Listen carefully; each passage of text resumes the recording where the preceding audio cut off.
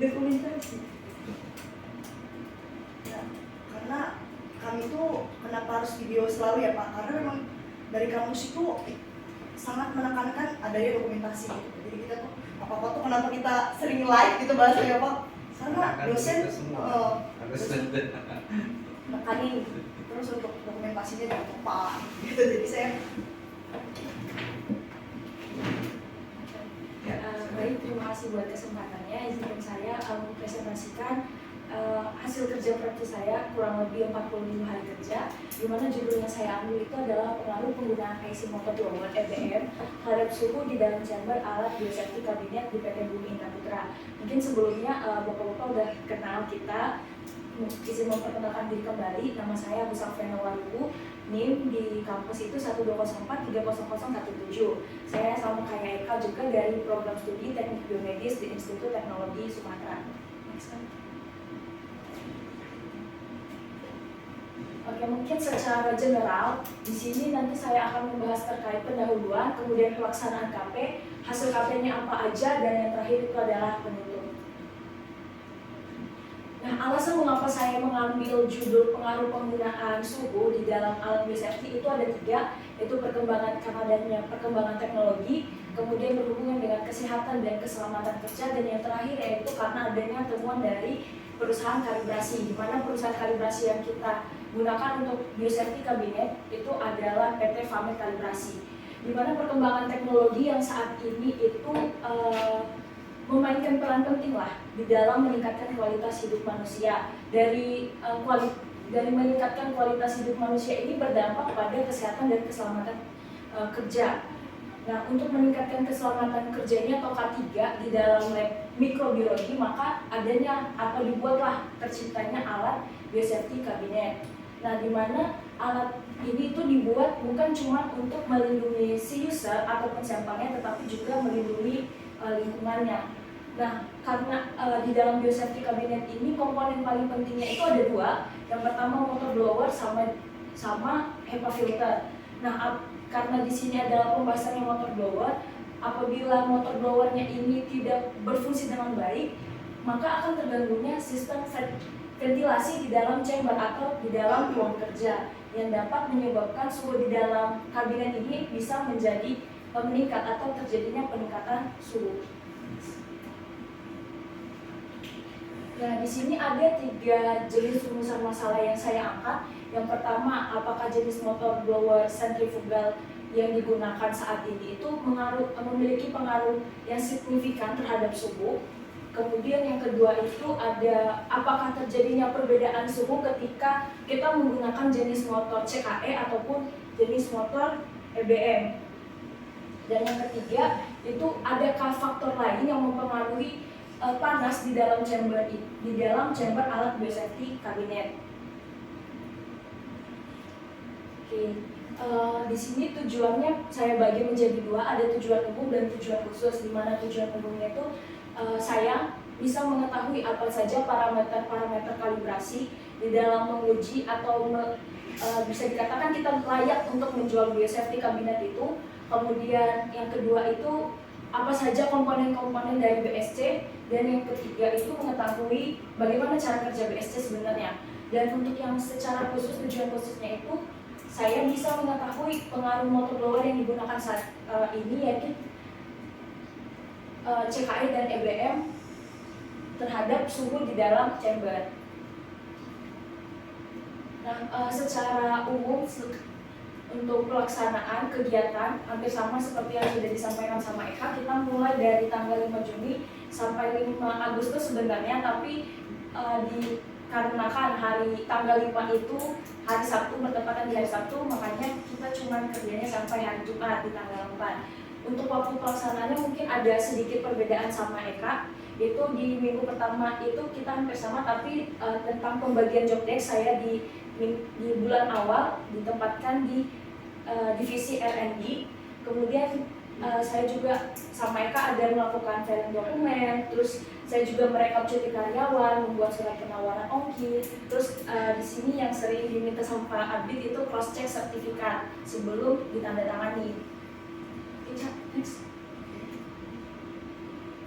Oke, di sini ada komponen-komponen BSC. Di sini ada secara umum yang bisa kita lihat dari BSC itu ada dilengkapi foot switch, kemudian ini ada soket, ini ada stand sebagai tempat penampang BSC-nya. Kemudian ada lampu UV, ada lampunya juga, kemudian ada working area atau ruang kerja atau chamber, kemudian ada control panel dan LCD display. Di dalam ini ada motor blower, di depannya ini ada lampu UV-nya, di depan ada lampu UV, di belakangnya itu adalah lampu penerangan. Kemudian di dalam ini itu ada motor blower dan di bawah motor blower itu ada HEPA. Nah, secara komponen elektriknya BSC itu ada stopper dintel, kemudian ada programmable controller, kontraktor, speed controller, relay, MCB atau miniatur circuit breaker, power supply, inverter, dan thermal overload relay. Mungkin untuk secara fungsi saya nggak menjelaskan Pak karena emang masih banyak ininya. Nah, di sini jenis-jenis BSC. Untuk jenis BSC yang digunakan di BIP itu adalah jenis BSC kelas 2 tipe A2. Karena untuk secara umum jenis-jenis BSC itu ada 3 kelas 1, kelas 2, dan kelas 3. Nah, untuk pembedaannya itu di sini ada kelas 1-nya itu dia cuma menggunakan satu HEPA. Kemudian dirancang hanya untuk melindungi si sampel, tidak melindungi si user ataupun lingkungan. Kemudian pintu dibuka secara menyeluruh. Jadi pintu yang dibuka secara menyeluruh ini sehingga tidak melindungi si user ataupun si sampel. Jadi karena dibuka keseluruhan, akhirnya resiko di dalam chamber itu bisa terkena ke si user dan juga ke lingkungan. Nah, percepatan aliran udaranya di sini minimal 0,38 meter per sekon dan tidak memiliki resirkulasi udara. Ini hampir sama kayak dibuka pintunya yang dibuka secara menyeluruh. Kemudian untuk kelas 2 ini lagi dibagi menjadi 4 jenis, A1, A2, B1, dan B2. Untuk A1 itu untuk percepatan aliran udaranya 0,38 sampai 0,5, sedangkan HEPA-nya 2. Terus sampelnya itu yang digunakan untuk mengolah itu memiliki resiko yang rendah dan tidak mengandung bahan kimia yang beracun yang mudah menguap. Nah, untuk A2 inilah yang kita gunakan saat ini untuk di PT Bumi Indah Putra, di mana resirkulasi udaranya itu 30% dibuang keluar dan 70% lagi itu masuk ke dalam diolah kembali. Kemudian untuk kecepatan aliran udaranya itu minimal 0,5 dan sampel yang digunakan itu bisa bahan kimia yang beracun yang mudah menguap dengan tingkat yang rendah. Sedangkan untuk B1 itu udaranya itu 70% dibuang keluar dan 30% masuk ke dalam. Mungkin di sini lebih dikenal dengan nama laminar. Untuk secara fungsionalnya mirip laminar, tapi ini dirancang sebagai ini jenis BSC tipe B2, kelas 2 B2. Kemudian HEPA-nya di sini digunakan 3. HEPA filternya 3 dan percepatan udaranya itu 0,5. Yang membedakan dengan A2 ini dia minimal 0,5, sedangkan di sini dia udah bisa di 0,5.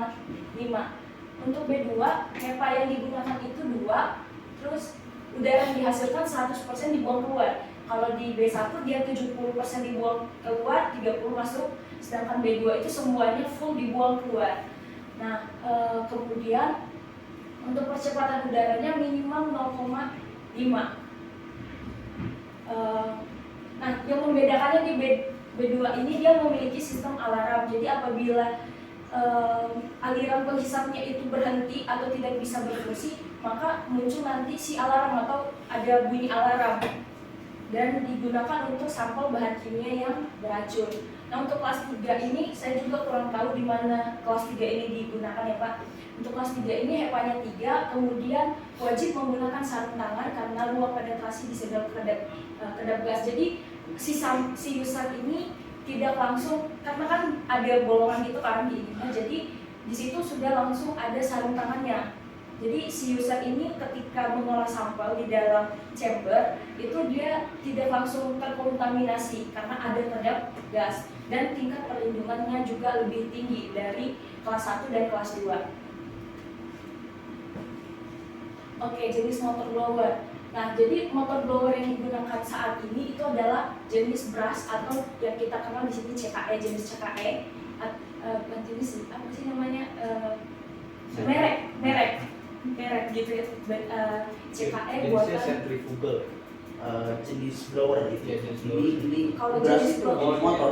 jenis motor. Kalau untuk CKE sama EBM itu dia sentrifugal. Sebenarnya ada dua jenis, itu sentrifugal sama masih satu lagi Aksial. lupa gitu, bukan.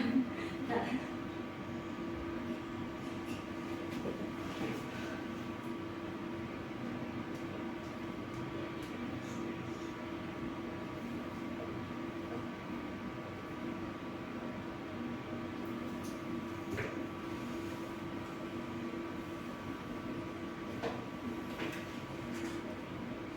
itu sentrifugal sama blower positive displacement. Gitu. Jadi ada dua jenis, tapi karena di sini dua-duanya CKE dan EBM ini adalah jenis sentrifugal, makanya saya tidak terlalu membahas yang satu. Jadi itu pembatasan rumusan masalah. Nah, jadi untuk CKE ini dia jenis motornya itu brush, sedangkan EBM itu adalah jenis brushless. Kalau CKE itu dia buatan Cina, sedangkan EBM itu adalah buatan Jerman. Nah, untuk mungkin untuk pembedanya atau dari segi komponen itu brush itu dia berisikan sikat atau komutator, itu dia kayak yang di dalam ini itu brushnya memiliki, sedangkan di sini itu dia tidak. Kemudian untuk efisiensi, untuk CKE dia lebih relatif rendah, sedangkan EBM itu dia lebih tinggi untuk efisiensinya. Untuk tenaga putar, torsi yang lebih relatif rendah untuk catur dayanya sama, ini lebih tinggi. Ini kalau CKE dia lebih rendah, EBM lebih tinggi. Kemudian untuk jenis kebisingan, ini juga ditemukan sama si kalibrator bahwasanya jenis CKE ini memiliki kebisingan yang terlalu berisik, sedangkan EBM ketika diuji fungsi kebisingannya itu lebih kecil. Jadi dari sini juga kita udah bisa langsung lihat kalau misalnya dari jenis kebisingan CKE dia lebih rendah, untuk EBM dia lebih tinggi untuk kebisingan dia lebih tinggi CKE, lebih rendah untuk EBM. Untuk biaya, memang secara biaya CKE itu dia lebih murah, sedangkan untuk EBM memang untuk harganya itu lebih tinggi. Kemudian untuk pengawas tidak perlu untuk CKE ini nggak memerlukan pengontrol tambahan untuk stopwatch atau kontrol kecepatannya, sedangkan EBM ini kita harus punya speed controllernya untuk mengatur kecepatan. Untuk jangka pemakaian, CKE itu pemakaiannya lebih cepat karena adanya kuas, sedangkan EBM itu lebih lama. Terus untuk fitur dari segi berat, CKE lebih berat, sedangkan EBM lebih ringan. Nah, di sini sudah masuk ke prosedur pengukuran. Karena adanya temuan tadi dari si kalibrator bahwasanya di dalam ruang ketika menggunakan CKE kebisingannya terlalu berisik, terlalu tinggi, dan juga suhu yang dihasilkan dari CKE itu terlalu mendekati nilai yang sudah ditetapkan oleh PT Bumi Indah Putra dan juga dari PT Famet, di mana untuk suhu itu range-nya itu dari sebenarnya untuk ini 27 sampai 36, tapi dari untuk di kita sendiri itu 30 sampai 27 sama macam 30 sampai 36 kemarin nanya ke Pak Fadli. Dan itu ketika menggunakan CKE dia hampir mendekati, nanti ada dari perbandingannya, jadi kita bisa tahu bahwasannya emang terbukti bahwa CKE itu mendekati nilai 36.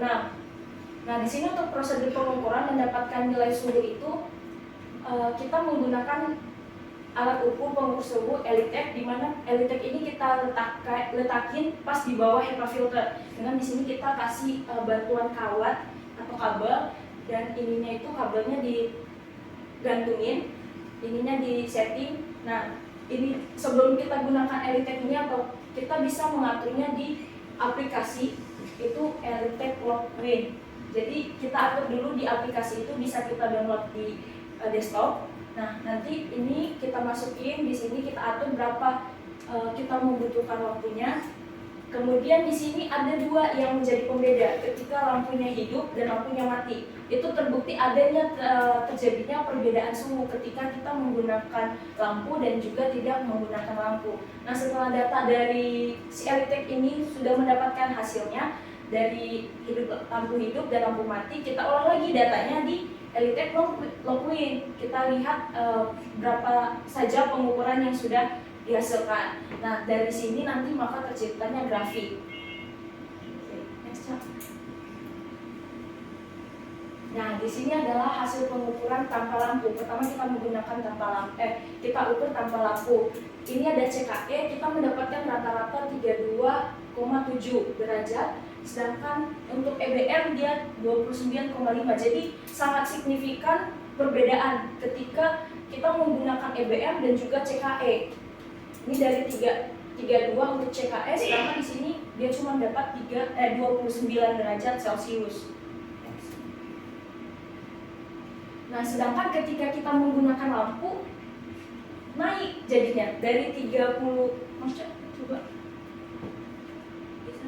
dari 32 derajat lagi, dari 32 derajat naik menjadi 34,3 derajat ketika kita menggunakan lampu penerangan. Sedangkan EBM juga naik dari sebelumnya dari 29,5 menjadi 30,6. Jadi agak kalau untuk EBM naik kurang lebih 1 derajat, sedangkan untuk ini hampir 2 derajat ketika kita menggunakan lampu dan tidak menggunakan lampu. Nah, jadi di sini sangat terbukti bahwasannya ada faktor lain yang mempengaruhi panas atau suhu di dalam ruang kerja itu. Jadi ketika kita menggunakan lampu bisa menjadi panas, tapi ketika kita tidak menggunakan lampu ketika mengerjakan suatu sampel itu suhunya itu lebih sedikit lah ketika tidak menggunakan lampu. Nah, di sini saya menyimpulkan 3 bahwasanya penggunaan jenis motor brush itu atau CKE terbukti menghasilkan panas yang lebih tinggi dari penggunaan motor brushless atau EBM. Jadi pemilihan jenis motor ini pun sangat berpengaruh terhadap suhu. Kemudian yang kedua, kenaikan suhu di dalam chamber ini juga dipengaruhi oleh peralatan yang digunakan dan bagaimana cara menggunakannya. Ini untuk peralatan yang digunakan ini misalnya kayak lampu tadi. Jadi mungkin ketika kita tahu bahwasanya sampel yang kita gunakan ini memiliki resiko yang terlalu tinggi atau tidak bisa digunakan atau diolah di bawah panas, maka kita mungkin bisa tidak menggunakan lampunya seperti itu. Kemudian yang terakhir adalah ketiga faktor lain yang turut berkontribusi dalam peningkatan suhu di dalam chamber itu adalah penggunaan lampu penerangan, di mana ketika lampu dihidupkan suhu di dalam chamber ini meningkat sekitar 1 derajat Celcius. Hal ini membuktikan bahwa pemilihan sumber cahaya ini ikut berpengaruh terhadap kenaikan suhu. Nah, di sini ada kurang lebih 5 saran untuk kemajuan BSC di tempat ini. Yang pertama itu penggunaan gas penggunaan gas tap. Nah, penggunaan gas tap ini itu untuk memudahkan si user ketika melakukan pembakaran di dalam si ruang kerja. Kemudian yang kedua, penggunaan remote control. Nah, di BSC sendiri emang sudah ada fitur yang lebih canggih dari yang luar, itu ada food switch. Nah, mungkin saya menambahkan penggunaan remote control ini untuk mengontrol si BSC-nya itu dari jauh. Misalnya saya di sini, mungkin saya lagi mengerjakan sesuatu sampel, jadi mungkin saya bisa menekan remote-nya untuk mematikan apa gitu kan, kemudian mematikan UV kah, atau menurunkan pintu gitu. Terus yang ketiga, penambahan pengatur suhu atau penampil suhu. Nah, jadi karena saya membahas tentang suhu tadi itu, jadi saya ingin menambahkan mungkin di LCD-nya itu ditambahkan sedikit terkait penampilan suhu, mungkin berapa derajat gitu suhu di dalam si chamber. Kemudian ada penggunaan pintu cup. Nah, penggunaan pintu cup ini yang sudah disampaikan sama mentor saya itu bahwasanya ini tuh lampu UV itu ketika sudah mati gitu kan, sudah nggak bisa hidup lagi, itu agak menyusahkan mungkin si user untuk menggantinya. Jadi alangkah baiknya pintunya lampu UV-nya itu dikasih dekat pintu, ngerti nggak sih? Di luar Gimana sih?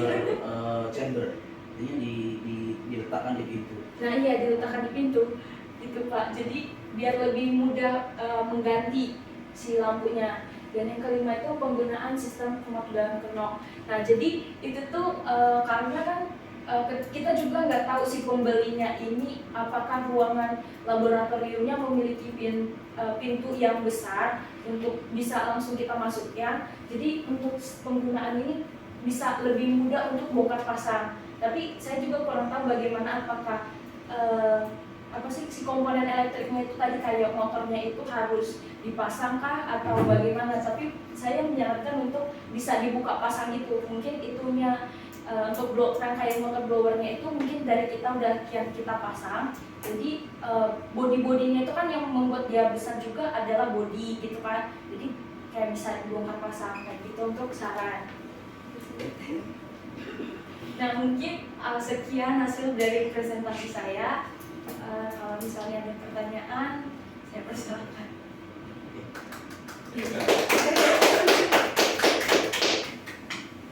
Mas Abi teknis saya kata. Oke. Sudah menarik ya, BSD ini memang produk flagship kita juga Pak. Ya. Kita sebetulnya pas COVID itu kemarin. Oh, komplain ya. Termasuk yang sekarang masih ramai itu IMDb Summit ini biosafety cabinet. Tahun lalu 2 tahun terakhir itu sampai tembus 150 ya, Iya. 150 unit. Itu bahkan sampai kita nyari apa? IC ya. IC atau apa? Itu sampai rebutan di luar. Harganya sempat jadi berapa? 10 kali, 20 kalinya. Bisa 10 kali. Bisa 10 kali, habis itu barangnya juga nggak ada. Jadi memang biosafety cabinet ini menarik ya untuk dibahas. Oke, Selfie bahas biosafety cabinet yang tipe touchscreen ya. Ya. Tadi coba slide-nya diberi lagi di bagian biosafety-nya, pengenalan bagian-bagian. Itu mungkin nanti ini udah oke. Nanti kalau bisa ditambahkan simulasi sirkulasi udaranya. Itu kalau nggak salah ada sih. Ada. Kalau untuk sirkulasinya mungkin kayak gini Pak. Jadi ini motor blower menghasilkan putaran Iya, itu, jadi kemudian kasih ilustrasinya aja di sini. Oh. Itu ada videonya kok. Maksudnya ditambahin di sini. Jadi orang kalau yang awam itu ini kerjanya kayak apa, ada bayangan juga. Dia cuma kayak udara masuk itu biru, udara keluar merah gitu yang ada kalau misalnya di lapangan ada. ada ya. Ada Itu bagus dimasukkan. Masukin yang di jurnal aja. Oh iya ada. Itu bagus juga. Jadi orang yang awam baru tahu produknya bisa ada gambaran kayak apa sih kerjanya si biosafety cabinet ini. Ini. Nah ya itu bisa dimasukkan. Jadi kayak misalnya Iya. di sini ada ini Iya. tuh HEPA-nya, ini aliran udaranya masuk ke Iya. sini. Apa yang kuning kan? Ah. Udara masuknya biru, yang kuningnya yang keluar gitu. Ya ini bagus buat dimasukin di presentasi. Terus untuk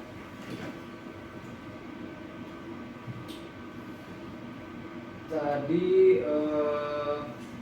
jenis motor. Jenis motor kan ada tabelnya untuk brush sama brushless. Oke, ini langsung disimpulkan semua kan ya. Ini yang berisi untuk komponen, oke, efisiensi relatif rendah, relatif tinggi. Efisiensi ini kan satu ini, supaya power factor ya. Iya. Nah, itu dasar menyimpulkan efisiensinya dari mana? Atau memang ada? Oke, kalau Nilai. untuk jenis ini saya juga bukan ngide lah istilahnya kan Pak. Nah. Ini semua acuannya dari jurnal. Jadi saya menampilkan berdasarkan jurnal. Jadi ada banyak jurnalnya, jadi saya simpulkan menjadi satu. Tapi di jurnal menyebutkan nilainya. Ya, ada. Berapa ya? Beras sama beras. Nah, untuk efisiensinya di jurnal itu kemarin ada sekitar Kalau bahasa ininya di sini efisiensi itu dengan power yang sama, tapi outputnya itu kan, atau seperti apa? Jadi efisiensi itu adalah output power Kalau dikurangi satu dikurangin output aktual gitu kan. Nah misalnya karena si brushless ini, si tipe brushless dia tidak menggunakan carbon brush, jadi hanya murni menggunakan sistem magnet, tidak ada part yang bersentuhan, dan magnetnya pun itu magnet khusus untuk brushless. Dia magnet yang paling kuat jika dibandingkan dengan tipe brush, makanya efisiensinya tinggi.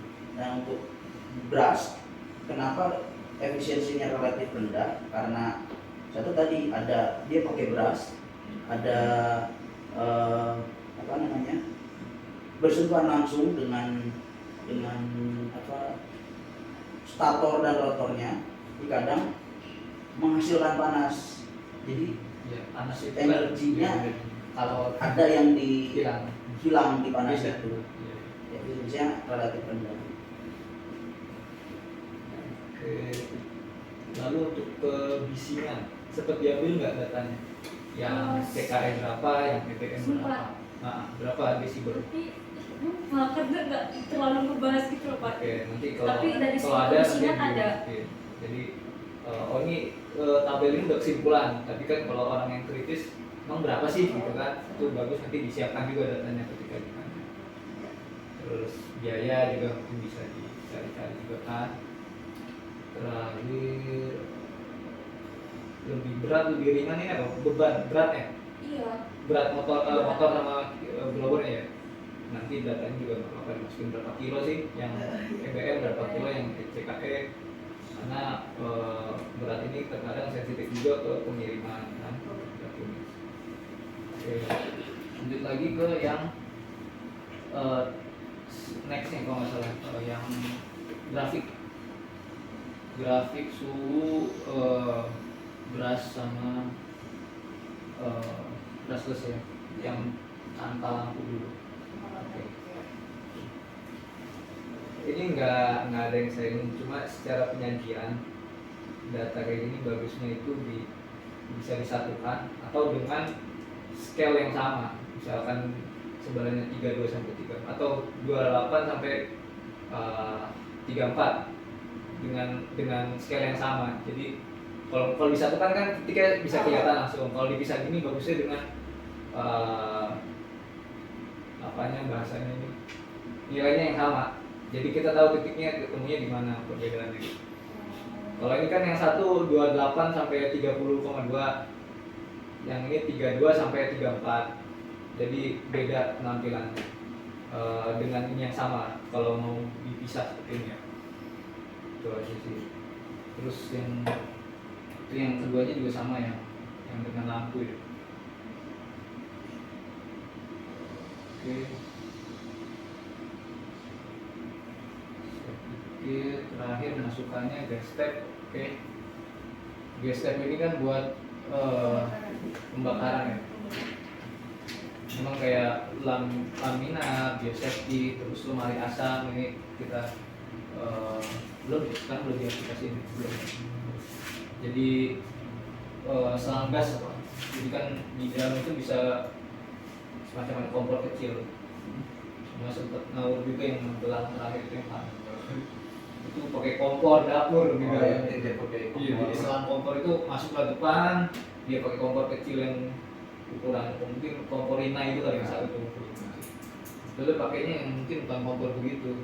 Ada mungkin yang kompor led mungkin. Kompor led gitu. Iya. Jadi supaya selang nggak berantakan itu masuknya lewat samping, jadi ada soketnya, ada gas tagnya lah, jadi rapih ke depan gitu kan. Keran gas lah. Terus penggunaan remote control.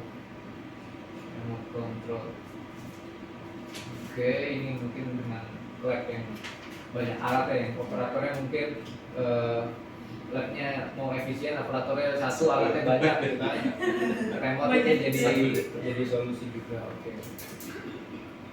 Pengaturan ini sekarang tampilan suhu belum ada? Belum ada. Belum ada. Hanya Sebetulnya penggunaan remote ini sudah pernah kita develop dan sudah berhasil. Tapi instruksi dari Pak Anung tidak dimasukkan dulu karena mungkin pertimbangan biaya mungkin. Dan juga kenapa kita tidak masukkan karena harus digunakan pada model baru, model yang benar-benar baru. Jadi untuk kemudahan tracking kita misalnya untuk Biosafety 104 kita tidak bisa serta-merta menambahkan fitur, harus ada pembeda gitu kan biar kita trackingnya mudah. Jadi penggunaan remote control ini mungkin akan kita aplikasikan di model yang benar-benar baru nanti. Oke, terus satu lagi tadi bahas yang parameter untuk biosafety itu, standar biosafety sempat dibahas nggak ya? Untuk misalkan air velocity, dulu flux pencahayaannya berapa, suhu yang diizinkan berapa. Tadi nggak sempet ya? Tapi Enggak, sempat tapi ada di laporan. ada di laporannya. Cuma Oke. ditampilin. Iya, itu nanti bisa di salah satu yang ditampilkan juga standar standar keberterimaannya ya. Ini untuk standar keberterimaan. Dan tadi kan dari CKE ke EBM itu harus tetap masuk ke standar keberterimaan. Oke, kalau untuk parameter ini udah sempat tanya-tanya juga kan Pak ke FAMED langsung. Untuk standar-standar keberterimaan ini dia tetap untuk ini, cuman kenapa dari FAMED-nya juga menyarankan menggunakan EBM itu karena tadi terjadi cuma dua tadi masalahnya itu di kebisinan sama di suhu. Jadi dari FAMED-nya itu menyarankan kalau misalnya kalau bisa diganti karena tadi udah saya sampaikan kalau misalnya berdekatan dengan nilai yang sudah ditetapkan. Untuk suhu kan tadi 27 sampai 36, mungkin standarnya suhu itu tetap 1 derajat. Jadi dari 30 ke 3, misalnya dari 30 ke 32 itu kan terlalu berdekatan gitu. Jadi dia menyarankan kalau bisa ini lebih silent. Kalau misalnya dari CKE itu tidak dari FAMED-nya itu misalnya terlalu dekat atau udah sesuai 36 gitu, ketika kita menggunakan CKE nilai suhunya 36, kemudian untuk standar keberterimaannya juga 36 gitu kan Pak. Dan itu menurut saya tidak layak diperjualbelikan karena terlalu berdekatan. Jadi kalau misalnya di data di lapangan kita menemukan seperti itu, mungkin dari FAMED-nya ngasih tahu ke kita itu tidak layak. Mungkin apakah yang harus diperbaiki kayak gitu Pak. Jadi ada berapa poin untuk Standar keberterimaan 6. 6 ya. Jadi bagus juga nanti 6 poin itu CKE seperti apa, 6 poin tadi pakai EBM berapa. 7 karena ada divisi ketenangan. Dibandingkan juga jadi 7 poin tadi ini yang CKE sama yang EBM gitu. Udah ada sih ya? Apa belum sempat kita yang EBM? EBM belum kita. Oh belum ya? Tapi untuk suhu masuk dan untuk noise juga lebih silent. Suhu ya kita kemarin kritikal di suhu, noise, air velocity juga sempat di batas bawah juga. Apa untuk Air velocity untuk CKE? iya. Iya. Betul. EBM udah ada datanya. Jadi kalau lagi dulu Pak. Kalau untuk CKE yang EBM. Oh yang EBM udah ada datanya. Jadi data yang ditampilkan selfie ini sebenarnya bukan data yang dihasilkan dari performa maksimum EBM. Jadi hanya di tengah-tengah. Kalau mungkin performa maksimum EBM mungkin akan terlalu tinggi. Jadi di tengah-tengah pun dia sudah bisa masuk kriteria range itu Dan nggak di batas bawah ya. nggak di batas bawah. Di batas atasnya pun dapat ya. Sangat-sangat dapat. Oke, terakhir penggunaan sistem knockdown sistem, Knockdown aja begitu. knockdown untuk ya ini bagus juga. Jadi biosafety itu ukurannya memang besar banget Pak. Jadi kalau pengiriman itu publikasinya luar biasa. Jadi sistem knockdown ini maksudnya bodinya atau si ininya, Nah si itu mesin. kalau misalnya mesinnya pun Pak, itu kembali lagi ke teknisi kita, bisa ketika sudah kita kirimkan bisa tidak nanti dipasang lagi, karena di sini yang saya lihat yang cuma bisa pasang apa sih kayak motor komponen-komponen itu Pak Zainal. Zainal Mas Puri. Pak Zainal. Oh, untuk ruang kerjanya gitu ya. Iya, yang yang motor, HEPA, instalasi motor. instalasi motor sama HEPA-nya itu Pak Zainal. Sedangkan yang saya tahu, sedangkan teknisi yang kita berangkatkan itu bukan yang kayak Pak Zainal. Ya memang oke, terima kasih masukannya. Memang banyak produk BIP itu yang belum bukan user friendly ya. Untuk maintenance ya Pak, kurang friendly karena ada beberapa masih part-part yang. Karena saya pikir emang untuk mendesain produk yang bisa semudah itu, maksudnya untuk buka pasangnya seperti ini, itu memang butuh riset yang lumayan juga, kan? Artinya bukan riset seminggu 2 minggu atau bulanan, tapi mungkin tahunan juga. Jadi si produk itu selain bisa dioperasikan tapi maintenance-nya mudah gitu kan Pak. Ya ini PR kita bersama. Itu penggunaan pintu cup tadi apa ya? Pintu kap itu ini pintu kap di lampu, karena tadi itu kan lampu di lampu UV sama lampu penerangan itu kan dia hampir kayak gini kan Pak. Nah jadi menyusahkan untuk mengganti kalau misalnya sudah mati gitu, udah nggak berfungsi. Jadi saya sarankan kan ada untuk narik-narik itu dalam komponen itu yang bisa kita tarik. Nah itu di luar pintu yang Sudah pintu pintu dari atas gitu ya? Iya, di luar pintu. Bagian dari Jadi nanti biar bisa lebih juga. mudah. Oke, jadi karena fokusnya di keras ya, saya juga nggak terlalu paham di motor. Ini tadi sempat bahas dengan lampu dan tanpa lampu juga. Menarik juga nanti kalau misalkan penggunaan lampu apa sih yang bisa menurunkan juga nilai suhunya supaya tidak naik sedemikian rupa signifikannya. Oke, saya pikir terima kasih. Paling nanti yang typo-typo Ya. yang mereka sama ini di Siap-siap. dulu Pak, saya tembak besok presentasi. Ya, lah. Oke, saya pikir terima kasih masukannya karena buat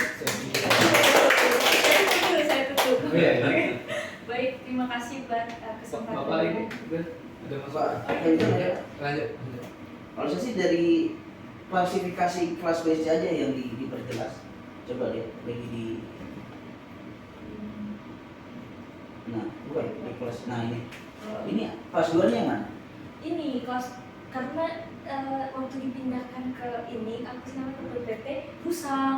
Jadi tak ganti aja A1, A2, B1, B2. Jadi kelas 1-nya ini, kelas 2-nya ini, kelas 3-nya ini. Ya, nanti diperjelas lagi klasifikasinya. Kemudian penekanan efisiensi motor. Nah, efisiensi apa? Dari power kah, dari udara kah?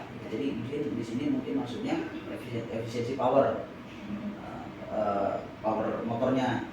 Karena kan suhu itu cenderung dihasilkan dari motornya yang mengalami kenaikan suhu.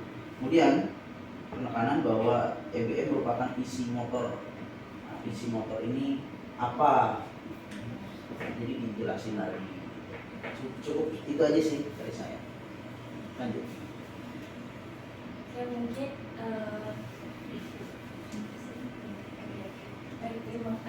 mungkin sekian dari saya presentasinya. Saya mohon maaf apabila ada kesalahan dalam penyampaian ataupun penjelasan dari BPT.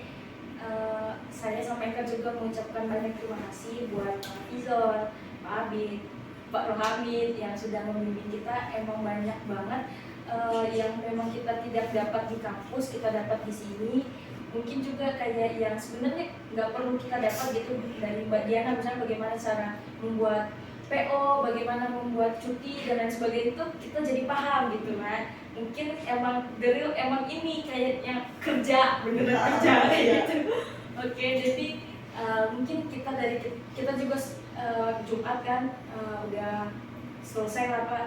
Ya semoga selama kita bekerja di sini bisa membantu lah, saya membantu bapak-bapak, dan kalau misalnya kita ada kesalahan ya kita mohon maaf. Sekian dan terima kasih.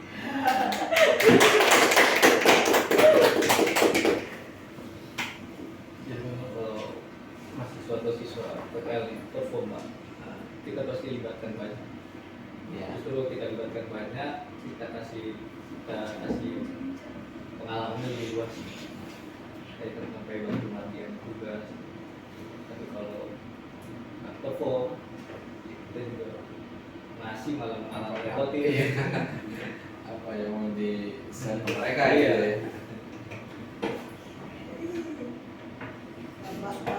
Banyak apa yang diambil di sini soalnya Ambil apa? ambil ilmu Pak, ambil ilmu di sini. Ada yang beda, maksudnya kita kan belajarnya kalau di kampus nggak di barang ya Pak, jadi kayak Iya. nggak tahu kayak mana sih sebenarnya. Kadang kan yang dosen ngomongin sama yang aslinya itu sedikit beda.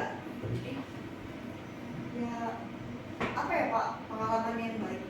Apalagi kalau alat-alat kan juga ada perubahan-perubahan inovasi-inovasi Iya, kan. benar-benar.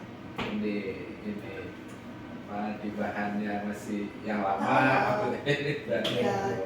Banyak juga dikasih apa ya kan, saran-saran kalau misalkan nanti tugas akhir itu bagus gimana gitu, misalnya banyak saran banyak. Jadi banyak lah Pak ilmu yang didapat ya. Benar kalau langsung tempat kerja itu memang ya dapat banyak gitu loh dibanding di kampus yang kita udah 3 tahun di kampus, 3 tahun setengah. Kita baru 2 bulan di sini udah banyak yang udah kayak sok pinter lah gitu. Kalau di kampus